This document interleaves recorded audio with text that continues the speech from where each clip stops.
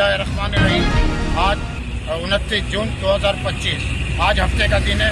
میرے دوست نے گلشن اقبال میں رہتا ہے، اس نے مجھے فون کر کے بلایا، ندیم بھائی گلشن اقبال آؤ۔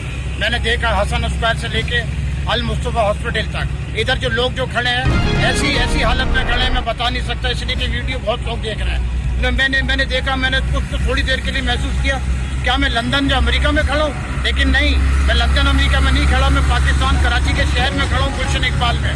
یہاں کیا ہے کہ قانون کہیں نظر نہیں آ رہا، مجھے قانون نظر آنا چاہیے۔ ان لوگوں کو سختی کی جائے، ان کو ڈنڈوں سے مار کے بھگایا جائے۔ میں نے دیکھا ایک جو رپورٹر آیا تھا، ان لوگوں نے جو فحاشی پھیلا رہے ہیں، اورانیت پھیلائی ہوئی ہے، انہوں نے اس کی پٹائی کی، دھلائی کی۔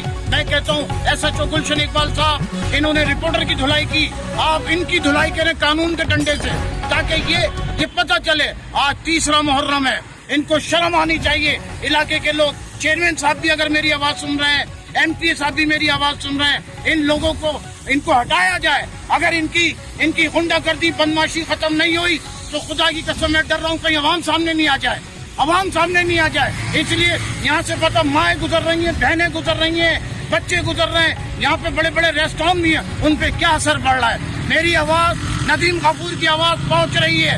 انشاءاللہ اور عزیز DIG کراچی SHO گلشن اقبال، اس پہ ایکشن ہوگا۔ مجھے پتا ہے انشاءاللہ یہ محرم میں نظر نہیں آئیں گے، بلکہ محرم میں کیا کبھی بھی نظر نہیں آئیں گے۔ اب آ گیا ہے ندیم غفور، اب تمہاری خیر نہیں۔